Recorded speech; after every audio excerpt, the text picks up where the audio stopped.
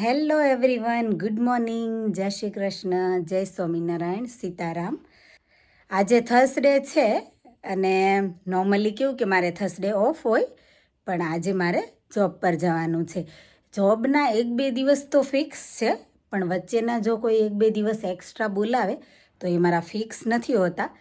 તો ઓફના બદલે આજે જવાનું થયું છે કામ પર. તો ચલો આપણે મળ્યા ફરીથી વ્હાઇટ સિટીમાં.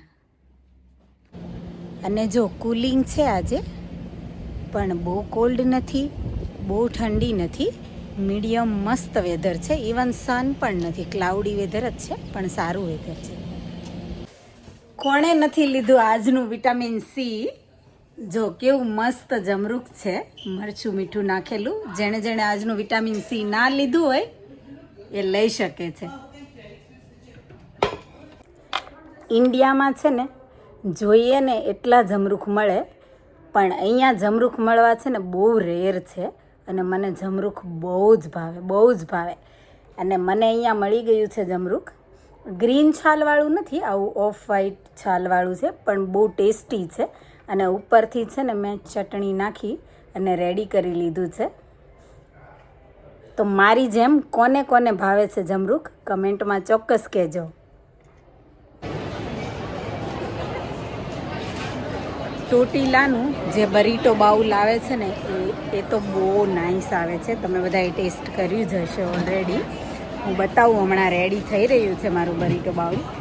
અને ચટપટી ચટણી સાથે સ્પાઇસી ખાટું મીઠું. ઓ માય ગોડ, હમણાં તમને બતાવીશ ને તો તમને પણ ચોક્કસ ખાવાનું મન થઈ જશે. લંચ ટાઈમ થઈ ગયો છે મારો, અને મારું બાઉલ જો રેડી થઈ રહ્યું છે અહીંયા. અને આજે છે ને જાણી જોઈને લંચ નથી લાવી, કેમ કે આજે ખાવાનું હતું મને આ.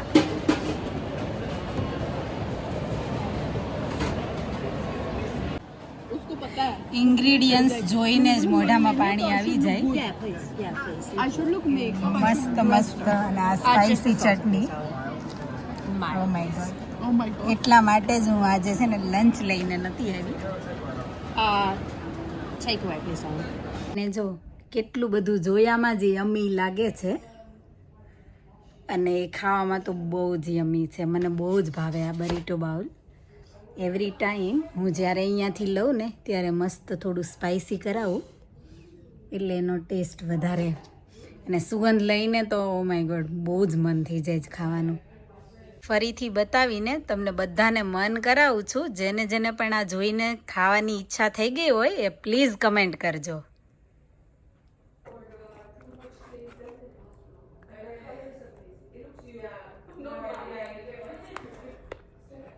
બહુ જ યમ્મી.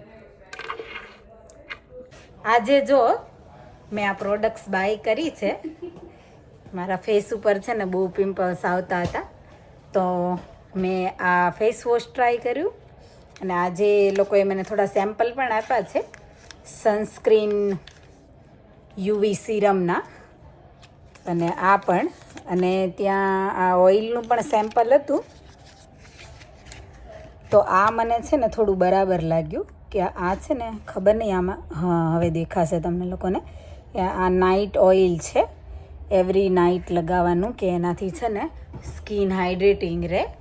અને એમાં જેની સ્કિન વધારે ડ્રાય હોય ને એને તો વધારે, એના માટે વધારે સારું, કેમ કે મારી ઓલરેડી ઓઇલી છે. તો નાઇટમાં તો હું કંઈ લગાવતી નથી, પણ તો પણ મેં લઈ લીધું, કેમ કે ઘણી વખત કેવું કે વધારે ડ્રાય થઈ જાય વિન્ટરમાં, તો લગાવવા થાય. એટલે લેટ્સ સી. આજે તો ફેસ વોશ તો હું યુઝ કરું જ છું આ કંપનીનું, પણ આ ઓઇલ અને આ જે યુવી સિરમ સનસ્ક્રીન છે ને એ હું પહેલી વાર ટ્રાય કરીશ. તો જોઈએ હવે આનું રિઝલ્ટ કેવું આવે છે. પછી હું તમને લોકોને શેર કરીશ કે કેવી છે આ ક્રીમ અને આ ઓઇલ. આજનો થર્સડે ફિનિશ થઈ ગયો અહીંયા. આપણો દિવસ બહુ જ સારો રહ્યો, બહુ મજા આવી બધા સાથે. કામ પણ કર્યું, એન્જોય પણ કર્યું, લંચ પણ એટલું ટેસ્ટી ખાધું કે વાત ના પૂછો. જો અંદર હતા ને તો ખબર ના પડી, પણ જેવા બહાર નીકળ્યા ને એ દિવસે તો એટલું નાઇસ વેધર હતું ને કે બહુ ઠંડી નથી. પણ અત્યારે જેમ મેં તમને કીધું હતું ને કે ઇવનિંગ થતાં જ બહુ જ ઠંડી થઈ જશે. તો જો અત્યારે છે ને કાતિલ ઠંડી પણ છે અને સાથે વરસાદ પણ ચાલુ થઈ ગયો છે. અને આ ફ્લાવર શોપ છે ને એમાં ઓલવેઝ બહુ નાઇસ ફ્લાવર હોય. આ લોકોની એક શોપ છે ને મોલની અંદર પણ છે. પણ આ જો વેલેન્ટાઇન ડે છે ને તો કેટલા નાઇસ, કેટલા બ્યુટીફુલ ફ્લાવર આવી ગયા છે સ્ટોકમાં. મોસ્ટલી બધું જ રેડ કલેક્શન છે. બહુ જ નાઇસ. હાર્ટ પણ લગાવેલા છે અહીંયા. આ તો વેલ્વેટના હાર્ટ છે. અને પ્રાઇસ જો, એક બુકેની પ્રાઇસ 49 પાઉન્ડ છે. બોલો, વેલેન્ટાઇન ડે આવતા ફ્લાવરની કિંમત ડબલ થઈ ગઈ છે. અને જો લંડનના મોસ્ટ ઓફ સ્ટેશન ઉપર નાસ્તાની આવી નાની શોપ પણ હોય અહીંયા, કે ક્યારેક તમને ભૂખ લાગી જાય તો તમે થોડું કંઈક લઈને ખાઈ શકો, એટલીસ્ટ થોડો નાસ્તો કરી શકો. અને અહીંયા જો વરસાદ એટલો બધો ચાલુ થઈ ગયો છે, ટ્રેનની વેઇટ કરું છું. જ્યારે આવી ત્યારે બહુ ધીમે ધીમે આવતો હતો, પણ હવે તો પૂરજોશમાં ચાલુ થઈ ગયો છે વરસવાનો.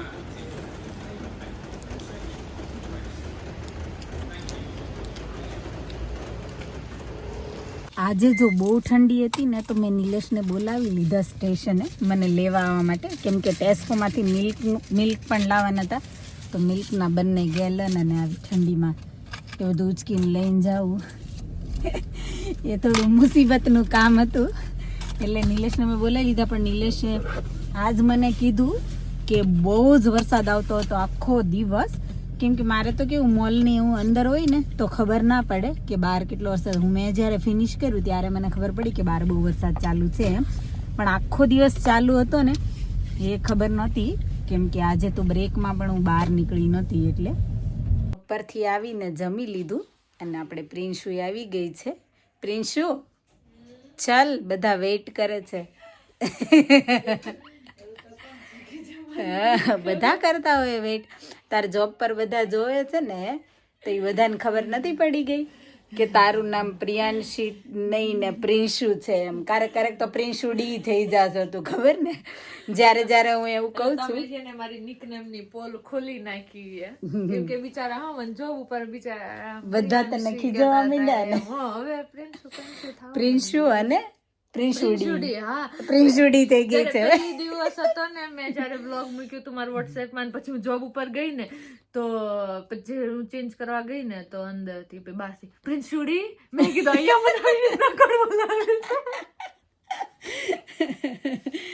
તો જો ભાઈ, અત્યાર સુધી પ્રિન્શુનું નામ એને જોબ ઉપર બહુ મેનર્સથી લેવાતું હતું. અને હવે છે ને એ પ્રિયાંશીમાંથી પ્રિન્શુ અને પ્રિન્શુ ડી બની ગઈ છે. તો પણ હવે તને તું એમ કહી દે કે તને એ લોકો તને નિકનેમથી બોલાવે છે તો એ તને ગમે છે કે તને પ્રિયાંશી કહીને બોલાવતા હતા એ વધારે ગમતું હતું? લાઈક પેલા ઈ બધાના મોઢેથી હું પ્રિયાંશી થી યુઝ ટુ થઈ ગઈ હતી. હવે એ લોકો મને પ્રિન્શુ કે તો આમ થોડુંક આમ અજીબ લાગે કે ભાઈ. પણ તને ગમે કે તને ના ગમે? એટલે પહેલાથી મને પ્રિન્શુ કે છે એટલે ગમે જ. પણ કેમ કે તને ઘરમાં તે માસી ની બધા પ્રિન્શુ જ કે. પણ અમુક લોકો પ્રિન્શુ કે, અમુક લોકો પિન્સુ કે, પછી સ પ્રી પી એમાં બધા ફેર પડે, ખબર? એટલે થોડુંક થાય. બટ પ્રિયાંશી થી યુઝ ટુ થયેલું, પણ કોઈક પ્રિન્શુ કે તો થોડુંક અજીબ લાગે એમ. બટ ઘરે હા. અને જો મારું કેવું છે ખબર, મને ઘરમાં ક્યારેય કઈ નિકનેમ હતું જ નહીં. પણ મને છે ને ત્યાં ઇન્ડિયામાં મોસ્ટલી બધા મારા ફ્રેન્ડ અંકી કહેતા, અને અહીંયા તો બધા અંકી જ કહે છે. પણ મને છે ને એ ગમે છે ખરેખર. હું ખાલી કહેવા ખાતર નથી કહેતી, પણ હું દિલથી કહું છું કે ખરેખર મને અંકી, બધા અંકી જ કે. અને મને એ બહુ જ ગમે છે. ઘરે કોઈ દિવસ મને કોઈ મોટા પપ્પા, મોટા મમ્મી કે કાકા કાકી, ભાઈ બેન, મમ્મી પપ્પા કોઈએ મને અંકી નથી કીધું ક્યારેય. પણ ઇન્ડિયા મારા કોઈ ફ્રેન્ડ અંકી કહેતા હતા, પણ અહીંયા તો મોસ્ટલી બધા અંકી કે ને તો મને ખરેખર ગમે છે. મારે કેવું, કેમ કે મને નિકનેમ કોઈ કે ને નિકનેમ થી બોલાવે ને એ મને પહેલેથી બહુ જ ગમતું. પણ નિકનેમ ખબર આમ બિચારું પ્રેમથી કીધું હા એટલે એમાં એવું લાગે કે ઘણું પ્રેમથી બોલે છે એમ.